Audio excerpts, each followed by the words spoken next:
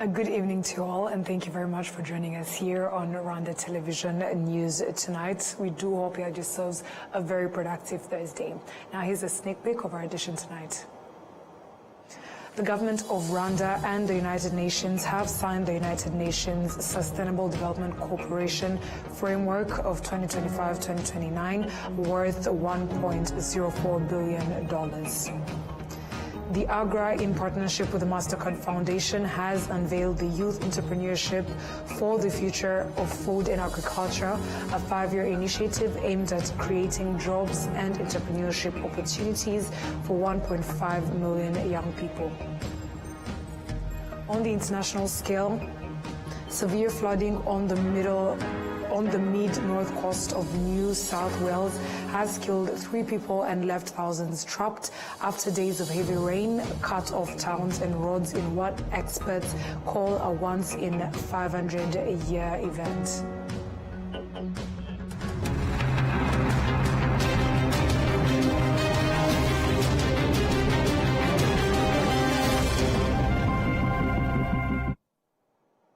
Once again, we're glad to have your company tonight, coming to you straight from the heart of Africa, Kigali. And now bringing you tonight's edition is Martina Abera. Let us start off by informing you that the government of Rwanda and the United Nations have signed the United Nations Sustainable Development Cooperation Framework 2025 to 2029 worth of $1.04 billion, charting a renewed path of partnership to advance Rwanda's national development priorities and the Sustainable Development Goals. We have more of this report coming from Adam Squizera.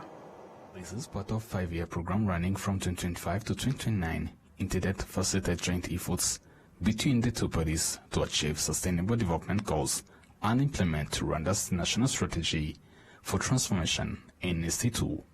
Ozonia Ogiello, the UN resident coordinator in Rwanda, stated that the framework cooperation is primarily intended to support Rwanda in its development journey, particularly in implementing its NST2 agenda. What we have done is we looked at all of those priorities. We have aligned with all of the priorities.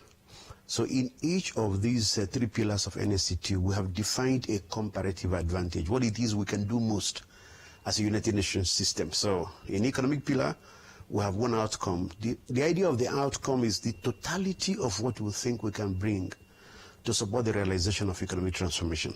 Same in social transformation, same in social governance. Transformational governance. So that is 3 outcomes. Political and governance expert Professor Gustav Tombola highlighted that the framework cooperation between Rwanda and the UN reinforces Rwanda's unique approach and counters recent sanctions imposed on the country by certain states and international organizations.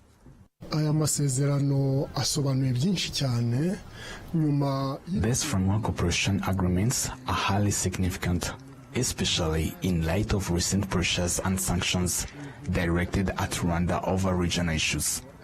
They hold great meaning not only for Rwandans, but also for the region, the UN, and even powerful nations. They reflect the strong governance and has demonstrated governance that is undeniable. Despite accusations, Rwanda's good leadership under President Paul Kagame speaks for itself, leaving no country with a credible basis to point fingers. Professor Tombura further affirmed that agreement also underlines Rwanda's principle of accountability and efficient use of resources in line with the projects for which the funds are allocated.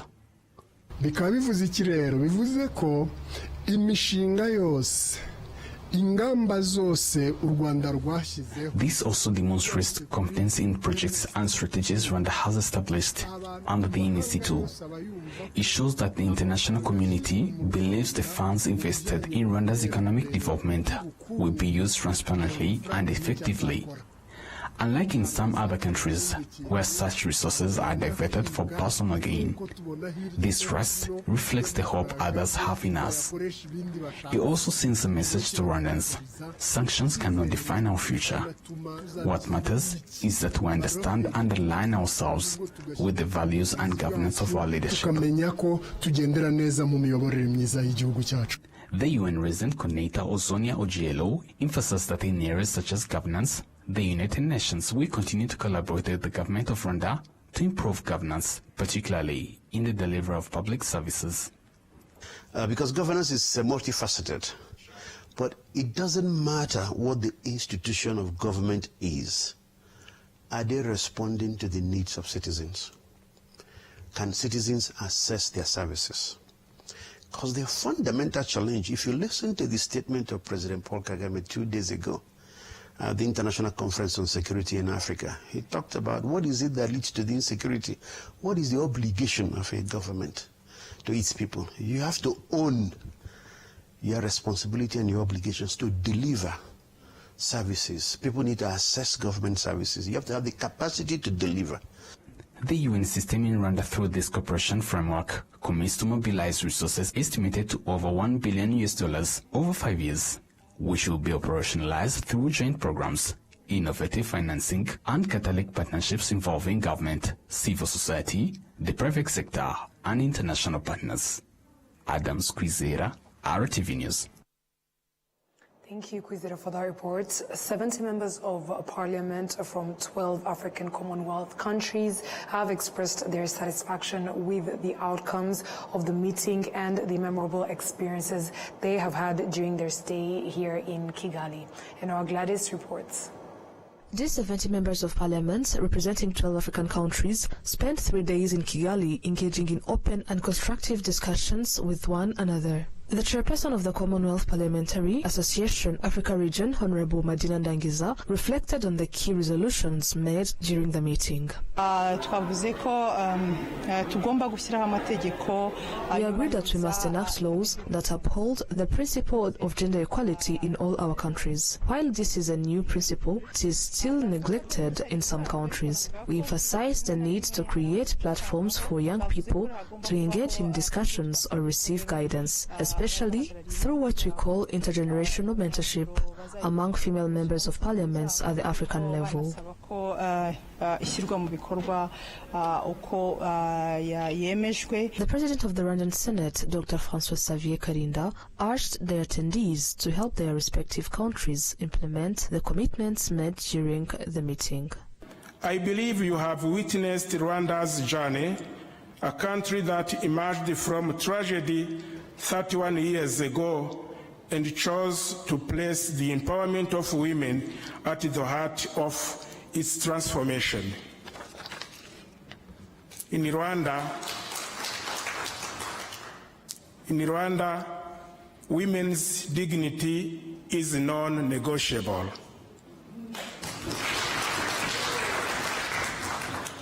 As His Excellency President Paul Kagame stated, I quote, "Gender equality is a right, not a favor."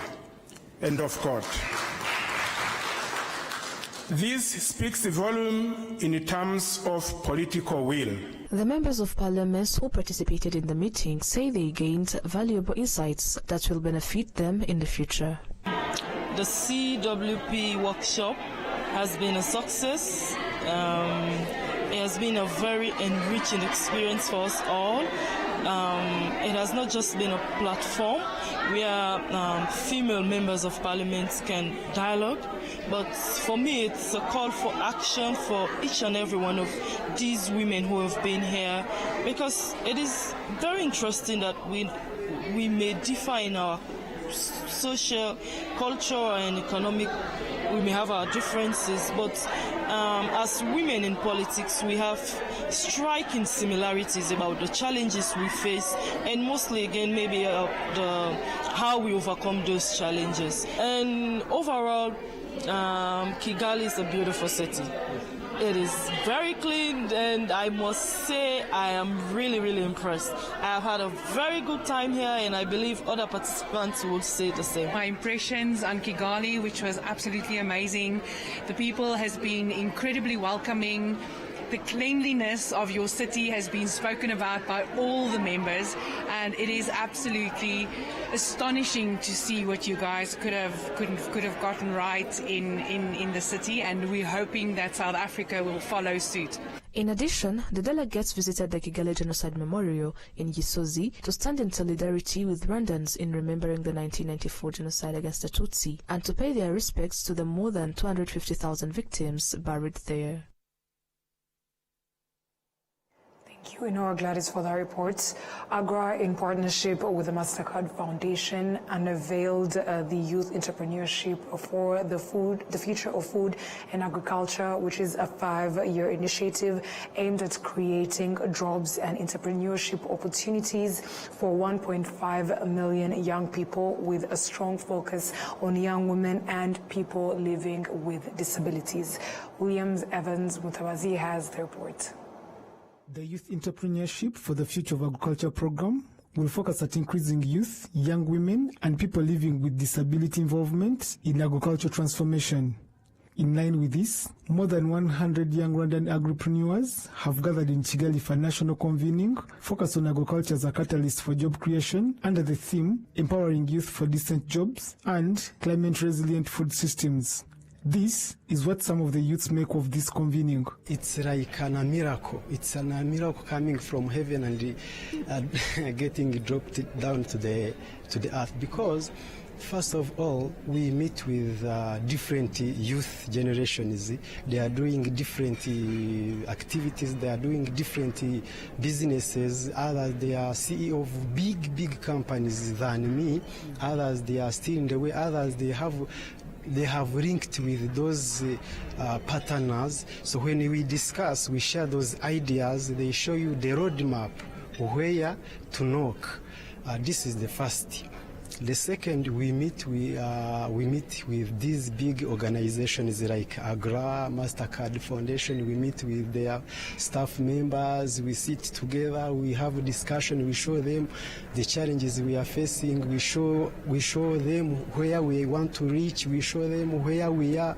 Show them the challenges we are just facing.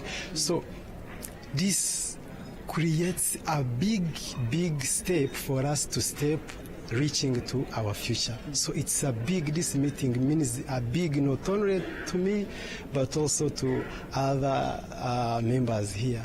So I would encourage the youth to join this sector because we're not able to get offices for us all, as in be able to get government positions. But I know that if agriculture is really done well, we'll be able to get to get like much income more than we would be getting in those offices. So I think once we are able to grow professionally, to do agriculture professionally, we'll be able to get high quality and the high quantities. So we will be able to get not only market within our country, but also international, as the government is also supporting us. So bringing together the young people in this convening, it has a very advantage. First of all, it is a way to really bring the young people together. There are young people who started something very small, something very big, to discuss about, to learn from each other, and also transform, change the mindset, the way they look at agribusiness, the way they do farming, professional farming, as a purpose. Second, this is where they discuss about the challenges, and also while they are discussing about challenges, some of them propose solutions even before the challenge could be just taken to the policymakers, to the decision makers to address. This program will be implemented in partnership with the MasterCard Foundation, with AGRA Rwanda as an implementing partner, seeking to catalyze food system transformation, creating dignified job opportunities for youth, with strong emphasis on female participation, as remarked by AGRA's Senior Partners Coordinators Officer, Lucia Zijiriza. So this convening is to help them come and share their aspirations. They've had an opportunity to hear from other youth who have succeeded in agriculture, and also be able to share their aspirations and share some of the challenges they encounter in agriculture, and also propose some of the solutions. For today, it's more of engaging youth, but we are planning to hold another youth convening that will give them a chance to meet policymakers and other key stakeholders. What will come out of this discussion, they'll prepare that communique that will be shared with the policymakers, but along with the policymakers or the decision makers, will also have the role of developing a youth and gender strategy. With a budget of $28 million, the Entrepreneurship for the Future of Food and Agriculture program targets to create about 300 dignified jobs, while Agro alone targets to create over 132 dignified jobs for Rwandan youths in 5 years. William Evans, RwandaTV News. The Rwanda Social Security Board, RSSB, has launched a new digital platform called Ishema, designed to support employers in paying social security contributions for their employees. Some of the users welcomed the innovation, saying that previously the process of paying employee contributions used to take them more than 5 days. Employers noted that paying social security contributions and saving for their employees required physical visits, which consumed a lot of time. They had long awaited a technological solution, and on Thursday, RSSB officially launched the Ishema platform, which will allow them to handle these services more efficiently. Lionel Njendakurio, the Chief Technology Officer at RSSB, explained that the idea behind creating the Ishema platform was to help employers avoid delays and instead empower them to handle these services independently and quickly. The Minister of Public Service and Labor, Ambassador Christine Murichinga, urged employers to adopt the new platform to ensure that employees receive their legally entitled benefits on time. The new platform, Ishema, enables employers to make social security payments in less than 5 minutes, which is a significant improvement from the previous 3 to 5 days it used to take. RSSB states that this innovation is part of the broader strategy to accelerate service delivery and operations through the use of technology. Moving ahead, over 7 billion Rwandan francs have been invested in 126 research projects, including one focused on technological system that monitors the excessive weight of trucks that damage asphalt, roads, and contribute to air pollution. The onboard weighing system is one of these technological innovations and received 90 million Rwandan francs in funding. Jean-Pierre Rukundo has been working on this project for 4 years.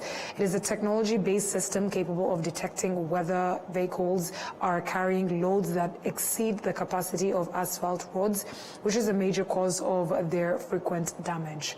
Rukundo, the developer of this technology, says it will help the government preserve road infrastructure and also assist vehicle owners in avoiding damage to their trucks. The Ministry of Infrastructure states that these large trucks, when overloaded beyond their road capacity, were responsible for up to 50% of the damage of the roads. The onboard weighing system is one of the 126 research projects funded by the National Research and Innovation Fund, which operates under the National Council for Science and Technology. Since June 2018, these 126 projects have received a total investment of over 7 billion Rwandan francs. Of this, 75% was provided by the government of Rwanda, while 25% came from its development partners. Dr. Eugene Mutimura, the Executive Secretary of NCST, stated that the funded research projects aim to address real issues faced by the country. So far, 70 of the projects have been completed and 35 of them have been commercialized. The OBW technology was recently showcased to various institutions to demonstrate its potential in protecting both road infrastructure and the environment.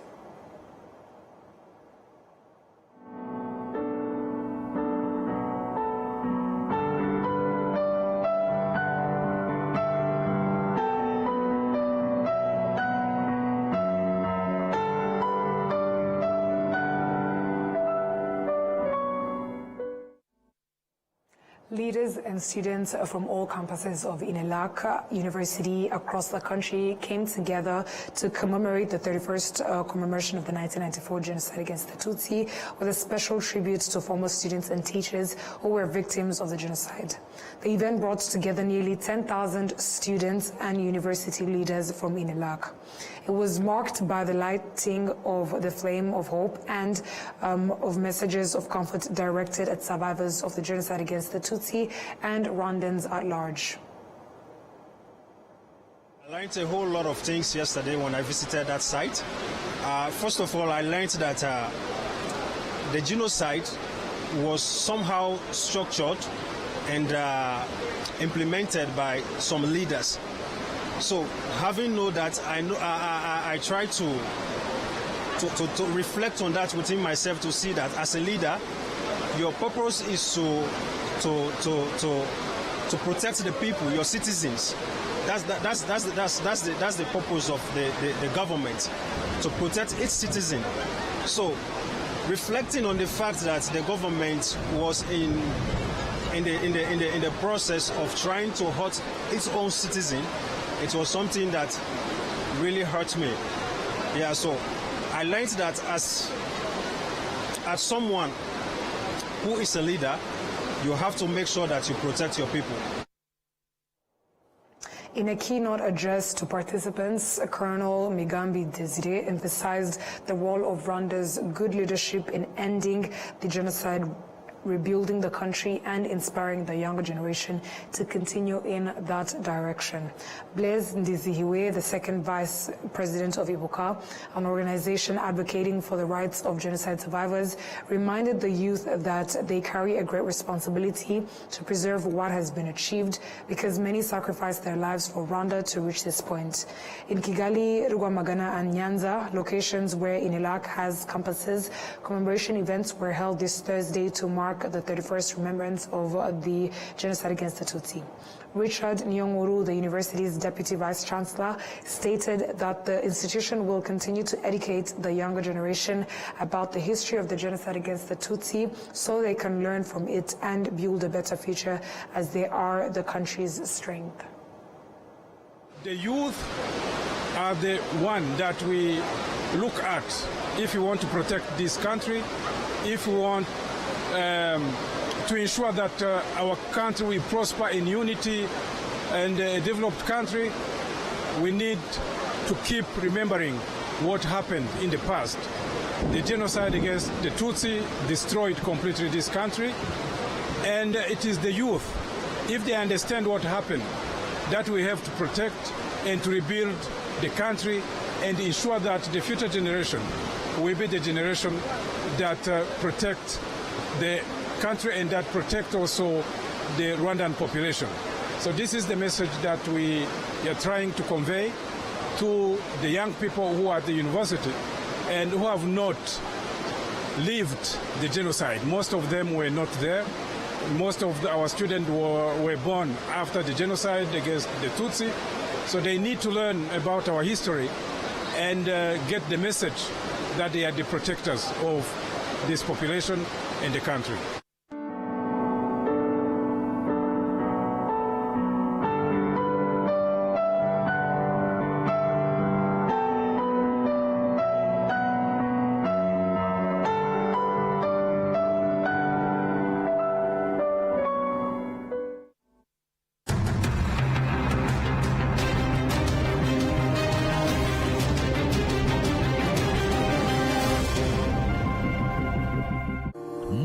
wa sosiyete turakwibutsa ko buri sosiyete isabwa n'itegeko kubika ibitabo bya sosiyete ndetse no gushyikiriza RDB amakuru abikubiyemo.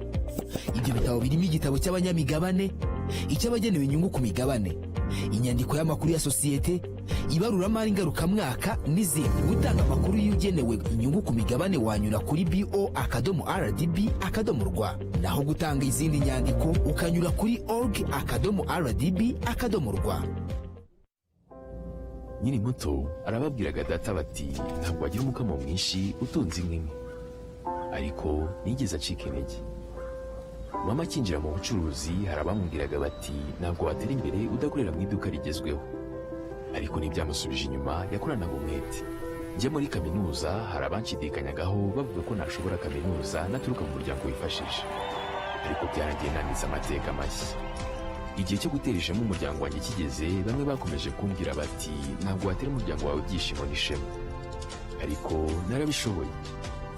Hari abakekaga ko nasigira umurage ukomeye abankomokaho, ariko ubu mfite uruganda rutunganya amata. Banki ya Kigali yabaye umufatanyabikorwa wanjye mu rugendo rwose, inzozi zanjye ziba impamo. Bigereho. During life's moments, laying hooks,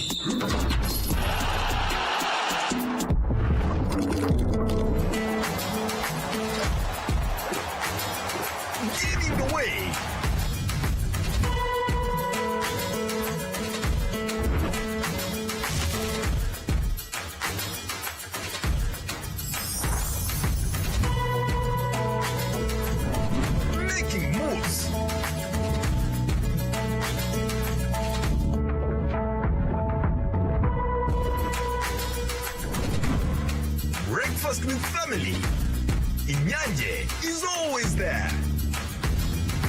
Whatever the occasion, whatever the moment, always ask for Inyanje.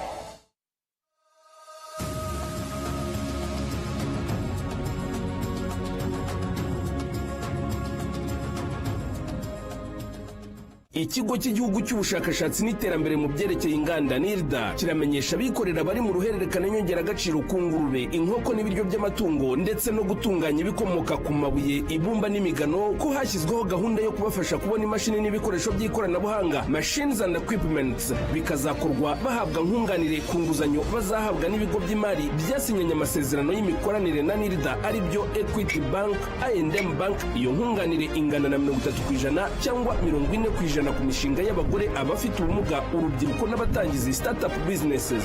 Urugero, uwikorera uzemererwa inguzanyo na banki yavuzwe haruguru ingana na miliyoni 100 yo kugura imashini cyangwa ibikoresho by'ikoranabuhanga, NIRDA imutangira inkunga ya miliyoni 30 z'amafaranga y'u Rwanda ahwanye na 30% y'inguzanyo yemerewe na banki, cyangwa miliyoni 40 z'amafaranga y'u Rwanda ahwanye na 40% y'inguzanyo yemerewe na banki, akazishyura asigaye habariwemo n'inyungu za banki. Uwikorera wifuza guhabwa nkunganire asabwa kwegera banki akorana nayo muzavuzwe haruguru kugira ngo amenyeshwe ibisabwa. Ibi byose birakorwa mu rwego rwo kongera ubwinshi n'ubwiza bw'ibikorerwa imbere mu gihugu. Ubu butumwa n'ubw'ikigo cy'igihugu cy'ubushakashatsi n'iterambere mu byerekeye inganda.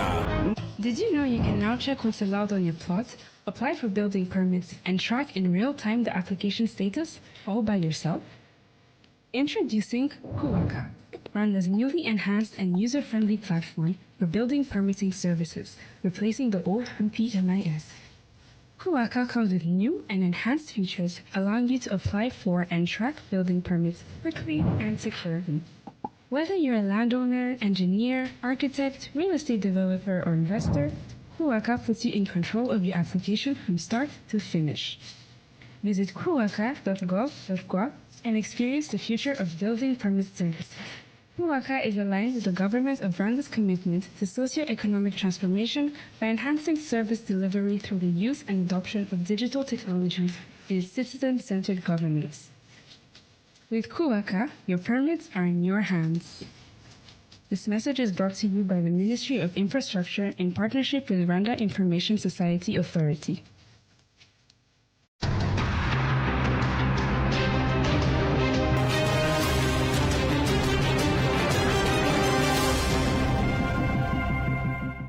Welcome back to other stories making headlines on the international scene. Now, severe flooding on the mid-north coast of the New South Wales has killed 3 people and left thousands trapped after days of heavy rain cut off towns and roads in what experts call a once-in-500-year event. Al Jazeera has the details. Huge swathes of the mid-north coast of New South Wales are underwater. Up to 16,000 people are stranded in these regional communities, with roads submerged and towns cut off.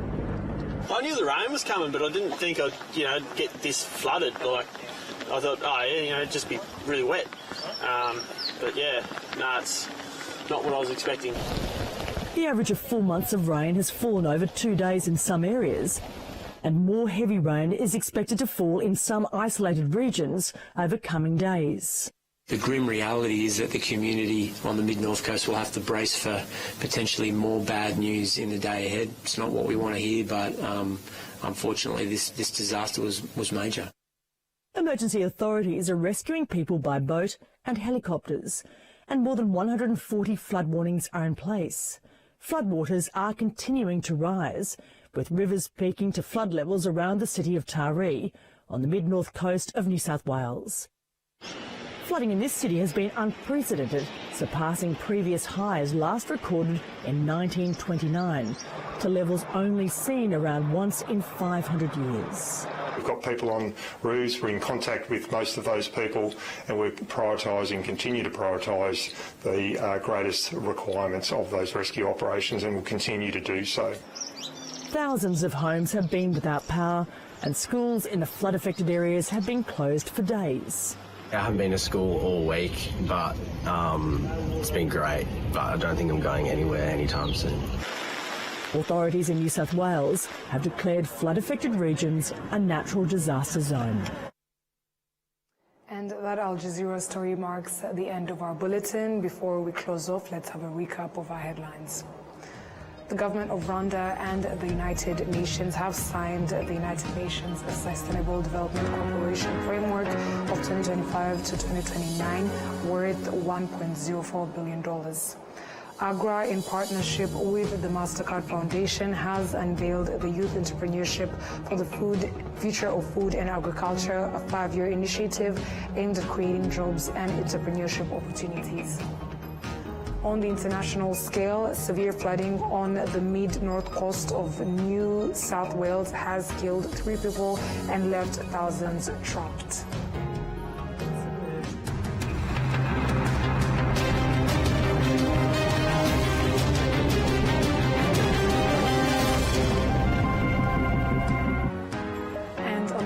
We come to the end of tonight's English news edition. On behalf of the news production team as well as the technical team, thank you for sticking with us. And my name is Martina Abera. Up until next time, stay safe and have a good night.